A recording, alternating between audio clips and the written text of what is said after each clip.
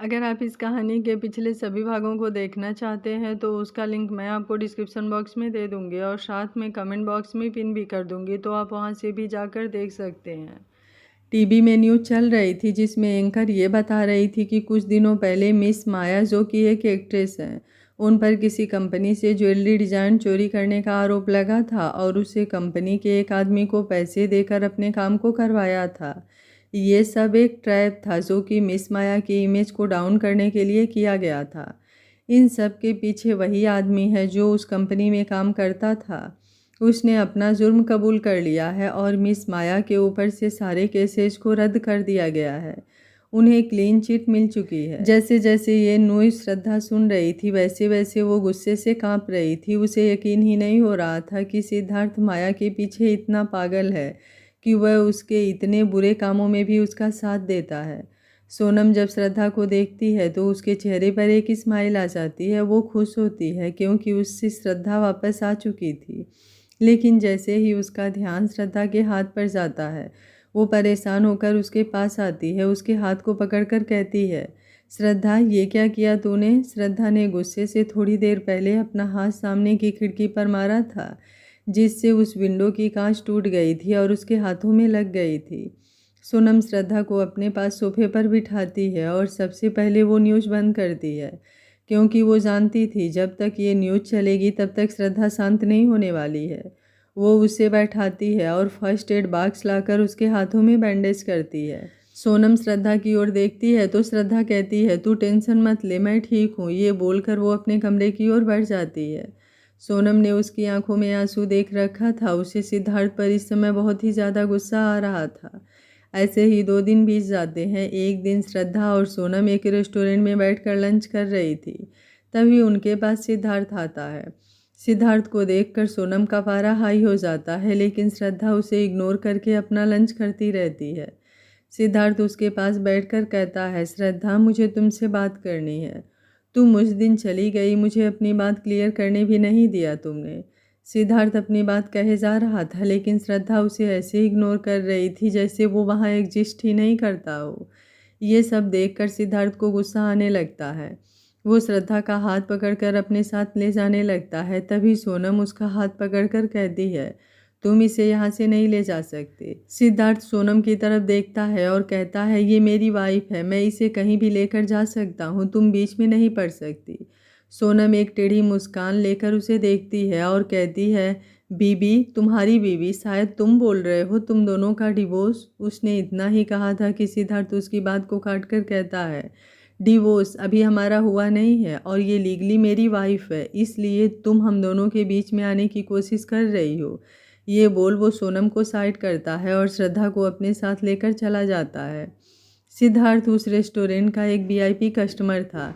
सिद्धार्थ उसका हाथ पकड़कर एक कमरे में लेकर जाता है जो उसके लिए हमेशा ही रहता था, जहां वो अपनी मीटिंग्स किया करता था। वो श्रद्धा को कमरे में लाता है और दरवाजे को बंद करके श्रद्धा से कहता है, पहले मेरी बात सुन लो, उसके बाद कुछ कहना। वो उससे इतना ही कहा था कि तभी श्रद्धा उसे एक जोरदार थप्पड़ मारती है, जिससे सिद्धार्थ का चेहरा एक और झुक जाता है। तब वो श्रद्धा की ओर देखता है तो श्रद्धा गुस्से से कांप रही थी। सिद्धार्थ उसे देखता है और कहता है, तुम?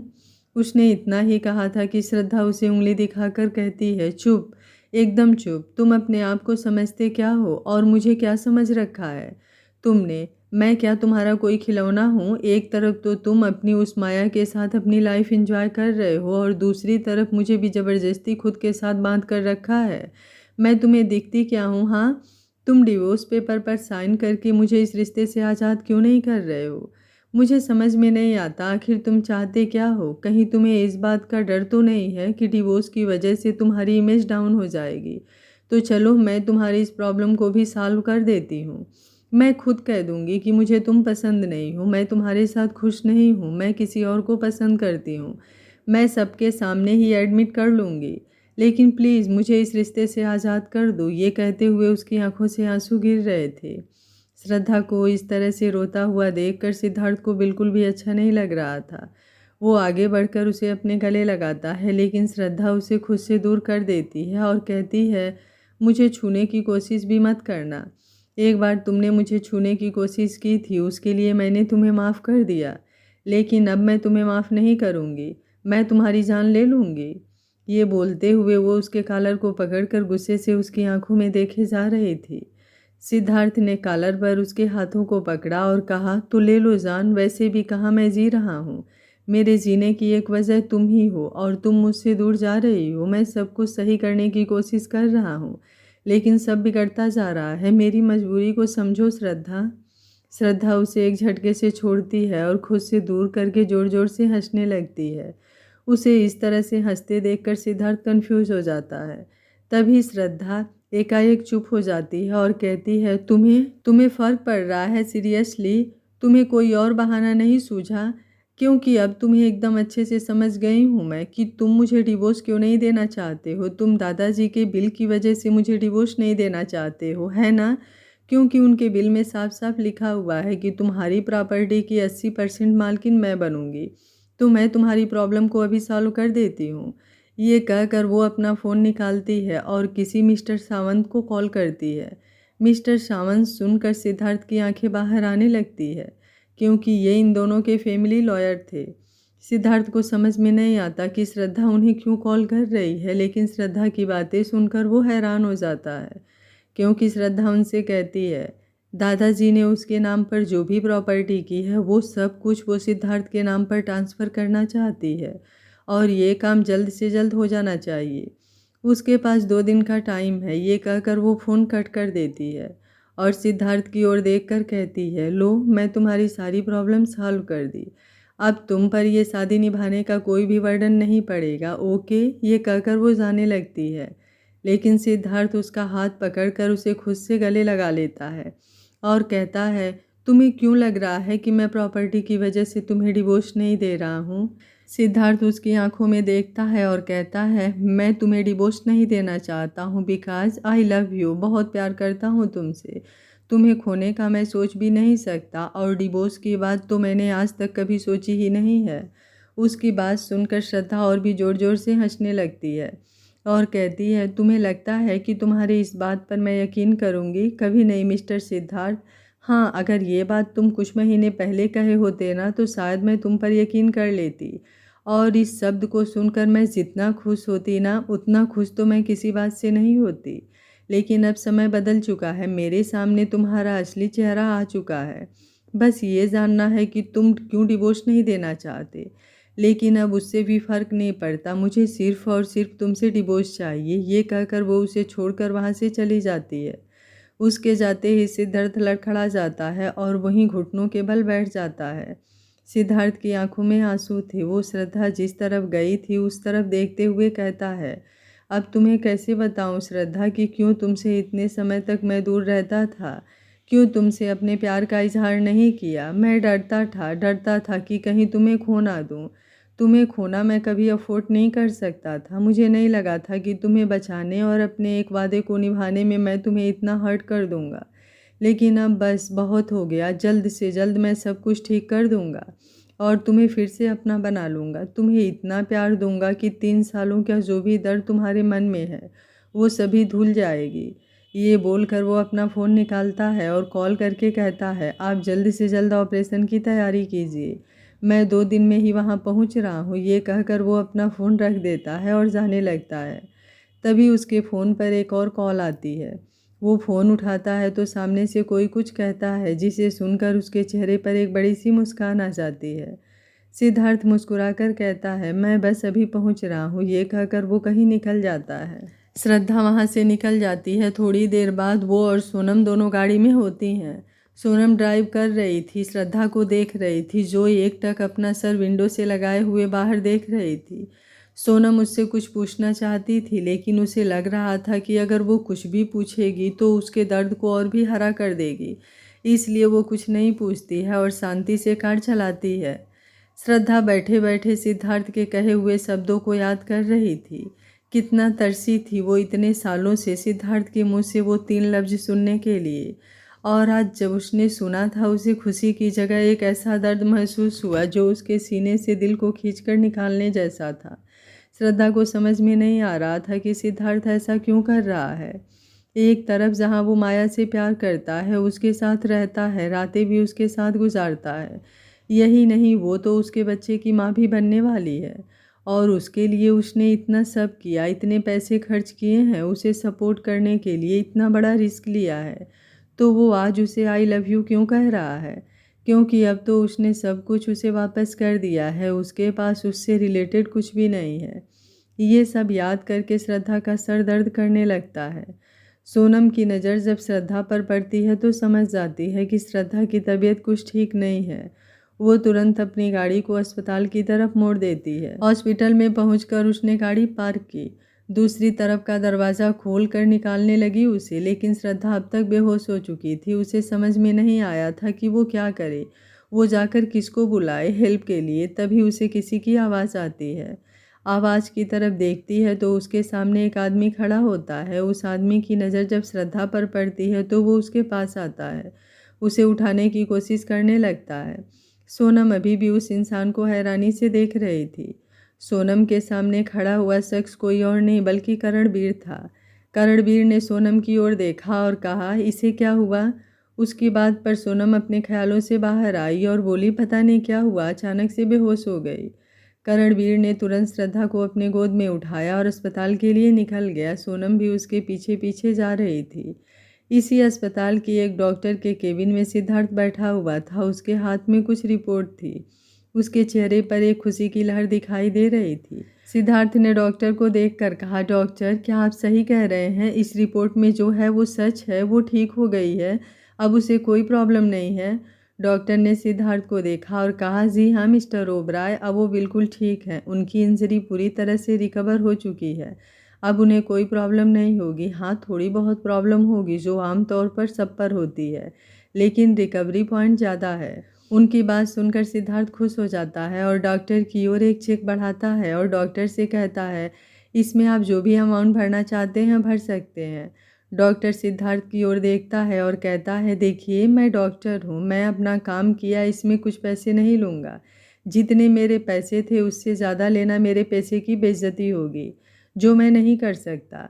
उनकी बात सुनकर सिद्धार्थ खुश होकर उन्हें थैंक्स कहकर बाहर आता है। वो वहीं से जा ही रहा था कि उसकी नज़र किसी पर पड़ती है तो वो वहीं ठहर जाता है। वो देखता है कि एक वार्ड के बाहर सोनम परेशान सी घूम रही थी। वहीं पास में करणवीर भी होता है।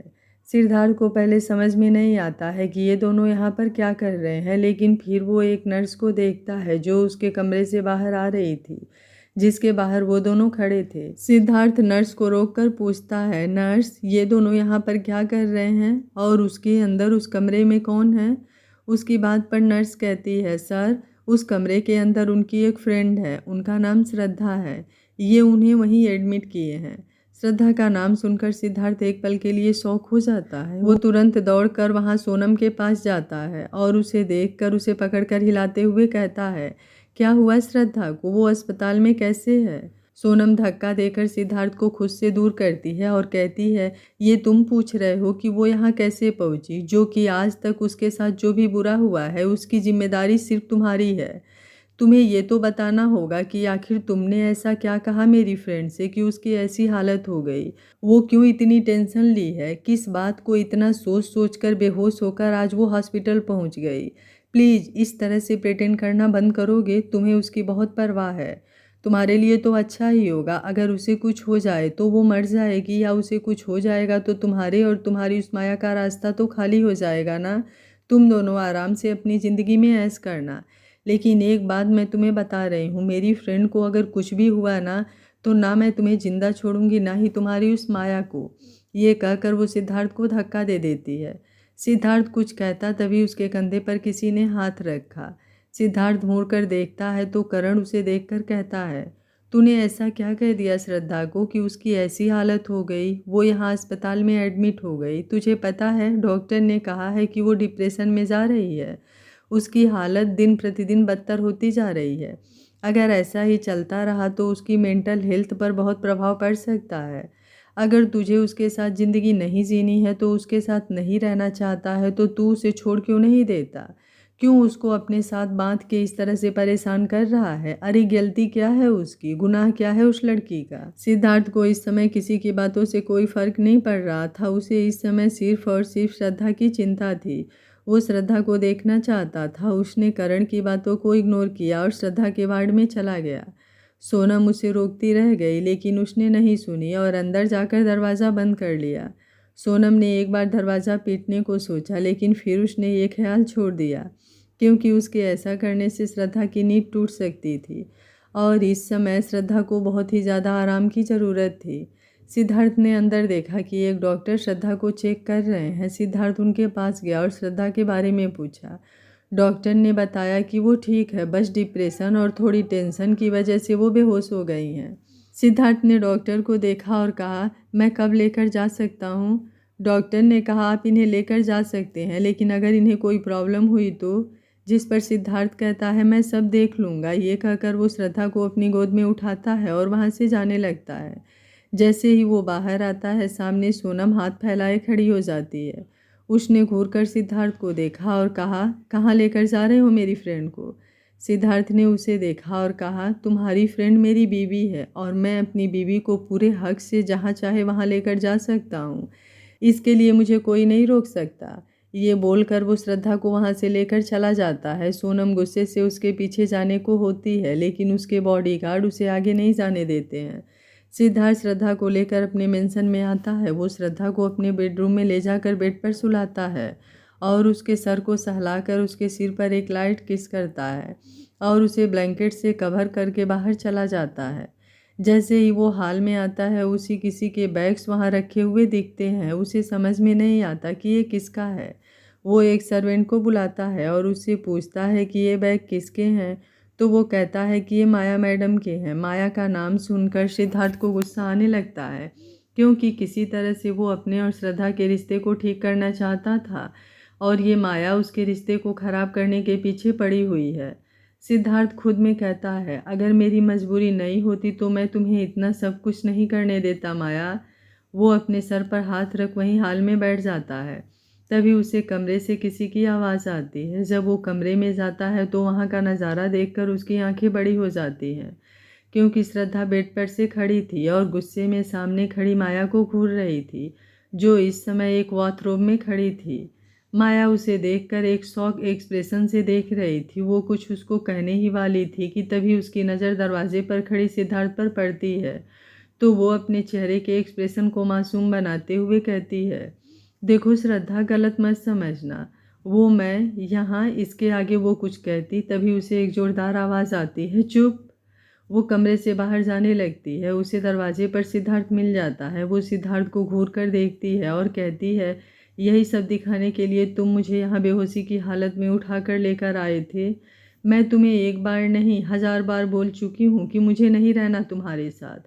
तुम्हारी हिम्मत कैसे हुई मुझे यहाँ लेकर आने की? सिद्धार्थ श्रद्धा को देखते हुए समझाने की कोशिश करता है, देखो श्रद्धा, यहाँ मिसअंडरस्टैंडिंग हुई है, पहले मेरी बात सुनो। लेकिन श्रद्धा उसकी एक भी बात नहीं सुनती है और घर से बाहर जाने लगती है। सिद्धार्थ उसे रोकने की बहुत कोशिश करता है, लेकिन वो एक पल भी नहीं रुकती है, वहाँ से निकलकर चली जाती है। सिद्धार्थ को इस समय माया पर बहुत गुस्सा आ रहा था, इसलिए वो गुस्से में माया के पास जाता है और कहता है, तुम यहाँ पर क्या कर रही हो? तुम्हारी हिम्मत कैसे हुई यहाँ आने की? मैंने तुम्हें कितनी बार मना कर चुका हूँ कि तुम्हें यहाँ मेरे मेंशन में नहीं आना है। ये मेंशन सिर्फ मेरी श्रद्धा का है और वही यहाँ रह सकती है। उसके अलावा किसी भी लड़की को मैं यहाँ बर्दाश्त नहीं कर सकता।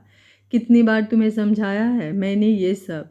उसकी बातें सुनकर एक बार के लिए माया डर जाती है। फिर वो अपने आंखों में आंसू लिए कहती है, मैं क्या करूं सिद्धार्थ, उस इंसिडेंट के बाद मेरा कहीं भी रहना मुश्किल हो गया है। मेरे पास यहाँ आने के सिवा और कोई चारा नहीं था।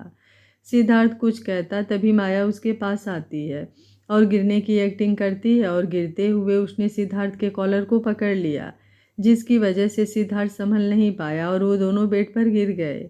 माया नीचे और सिद्धार्थ उसके ऊपर था। कोई भी उन दोनों को इस समय देखता तो यही सोचता कि वो दोनों रोमांस कर रहे हैं। सिद्धार्थ उसके ऊपर से उठने वाला था कि तभी उसे किसी के ताली बजाने की आवाज़ आती है। वो झटके से माया को छोड़कर उठ जाता है और देखता है कि श्रद्धा वहाँ खड़ी हुई है। वो आगे बढ़कर श्रद्धा से कुछ कहता, उसके पहले ही श्रद्धा ने कहा, लीव इट, मुझे कुछ भी नहीं सुनना, ना ही तुम्हारी कोई सफाई सुननी है, ना ही इस बारे में सुनना है कि तुम दोनों यहाँ क्या कर रहे थे। मुझे इस बात से कोई फ़र्क नहीं पड़ता, मैं सिर्फ अपना पर्स लेने आई थी। ये बोलकर वो बैठकर साइड टेबल पर रखा पर्स उठाती है और कहती है, यू गाइस कैरी ऑन, बोलकर वो वहाँ से चली जाती है।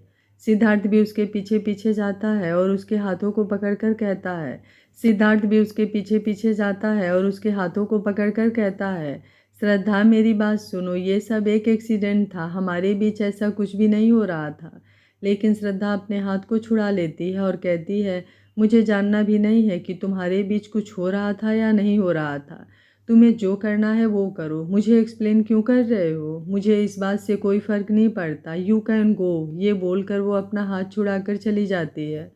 सिद्धार्थ उसका नाम पुकारते रह जाता है। वहीं दरवाजे पर खड़ी माया एक सातिर मुस्कान से उन दोनों के झगड़े को देख रही थी।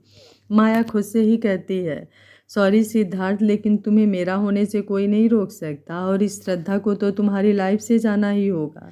तभी तो मैंने ये सब किया। ये कहते हुए वो याद करने लगती है, जब वो सिद्धार्थ से बातें कर रही थी तब उसने देखा कि श्रद्धा घर के अंदर आ रही है। इसलिए उसने जानबूझकर गिरने का नाटक किया और सिद्धार्थ को लेकर बेड पर गिर गई, ताकि श्रद्धा उन दोनों को देखकर कुछ मिसअंडरस्टूड करे, जो कि वो कामयाब भी हो गई। श्रद्धा के जाने के बाद सिद्धार्थ गुस्से से मुड़ता है और माया से कहता है, तुम्हें अभी के अभी मेरा ड्राइवर एक नए घर में शिफ्ट कर देगा, तो वहाँ पर चुपचाप रहना। और एक बात याद रख लो, अपने दिमाग में अच्छे से बिठा लो, आज के बाद दोबारा कभी भी इस मेंशन में आने की गलती मत करना, और श्रद्धा के सामने तो बिल्कुल भी नहीं। अगर तुम्हारी वजह से कुछ हुआ, श्रद्धा को कोई गलतफहमी हुई ना, तो मुझसे बुरा कोई नहीं होगा। और 10 मिनट है तुम्हारे पास, अपना सामान पैक करो, निकलो यहाँ से। ये बोलकर सिद्धार्थ तुरंत अपने कमरे में चला जाता है।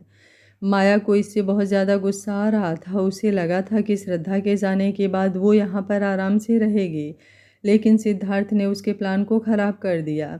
वो अपना पैर पटकते हुए कमरे में जाती है और अपना सामान पैक करने लगती है, क्योंकि उसके पास कोई और रास्ता भी नहीं था।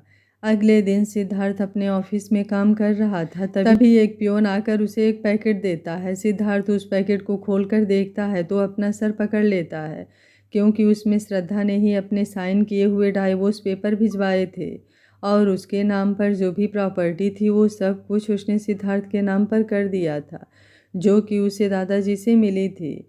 सिद्धार्थ ने तुरंत अपना फ़ोन उठाया और श्रद्धा को फ़ोन लगाया। श्रद्धा ने फ़ोन नहीं उठाया तो वो गुस्से से वहाँ से अपनी कार लेकर निकल गया और सोनम के घर पहुँच गया। किस्मत से आज सोनम घर पर नहीं थी। दरवाज़ा एक मेड ने खोला था। सिद्धार्थ ने उस मेड से श्रद्धा के बारे में पूछा तो उसने बताया कि वो अपने कमरे में है। सिद्धार्थ हाल में बैठा श्रद्धा का इंतज़ार करने लगा। उसको बैठे हुए अभी 2 मिनट हुए थे कि श्रद्धा जल्दी से अपने रूम से बाहर आई। उसके हाथों में उसका पर्स था। वो तैयार थी जैसे वो कहीं बाहर जा रही हो, लेकिन उसके कदम सिद्धार्थ को देखकर रुक गए। सिद्धार्थ एकटक श्रद्धा को देखे जा रहा था, क्योंकि श्रद्धा ने आज घुटनों तक की एक फ्लोरल प्रिंटेड फ्रॉक पहन रखी थी। उसके बाल खुले हुए थे और उसने बहुत ही हल्का सा मेकअप किया हुआ था। वो आज बहुत ही ज़्यादा खूबसूरत लग रही थी। श्रद्धा को इस तरह से देखकर सिद्धार्थ के दिल की धड़कनें बढ़ गई।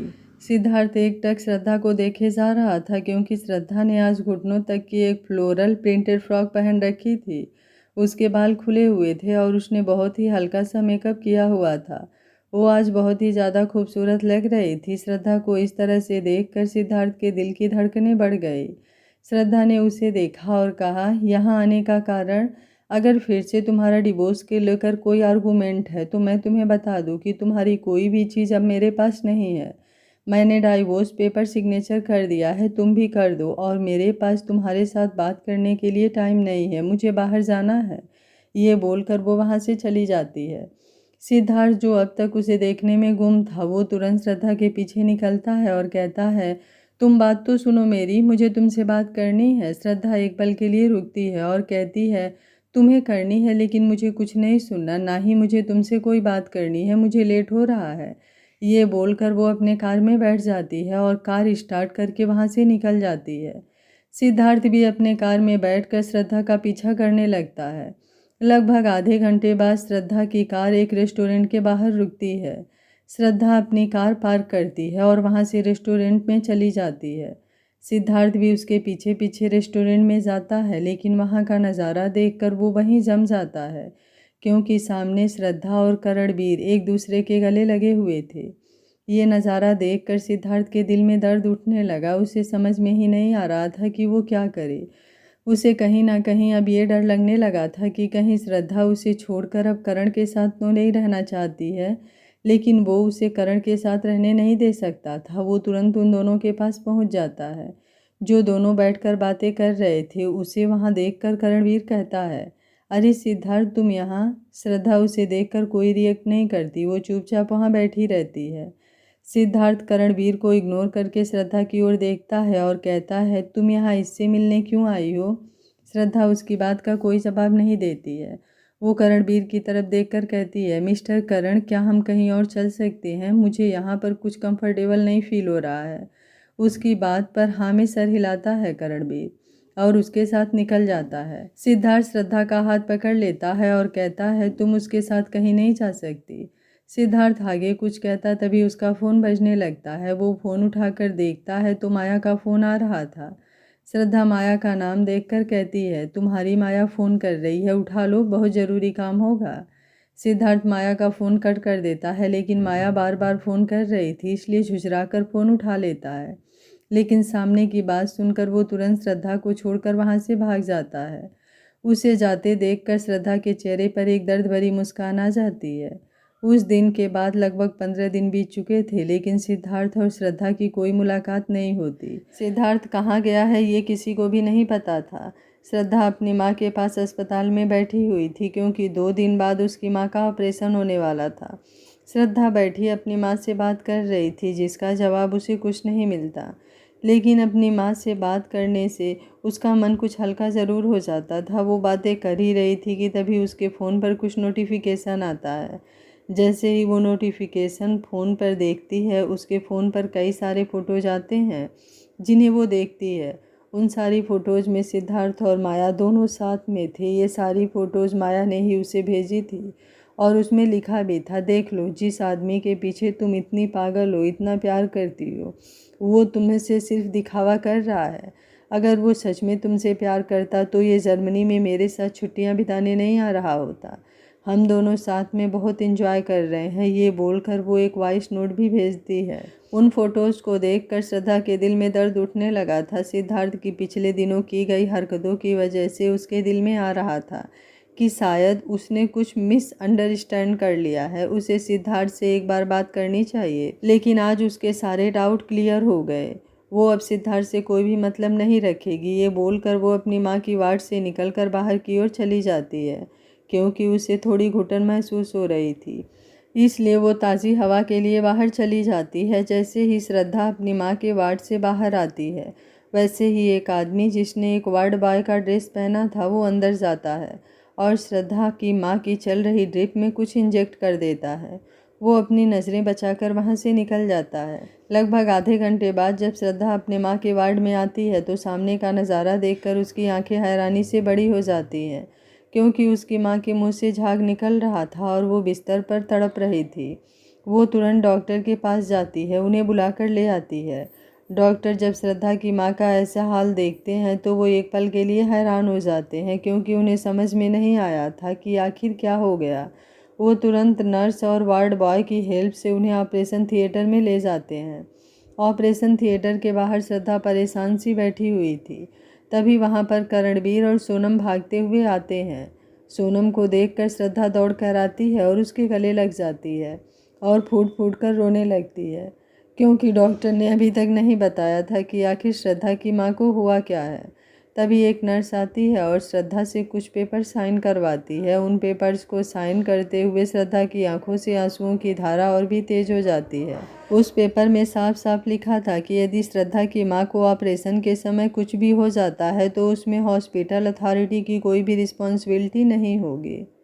आगे क्या होगा इस कहानी में जानने के लिए देखते रहिए कहानी का अगला भाग। अगर आपको कहानी अच्छी लग रही है तो वीडियो को लाइक, शेयर एंड चैनल को सब्सक्राइब कर लीजिएगा। Thank you for watching. मिलते हैं कहानी के अगले भाग में।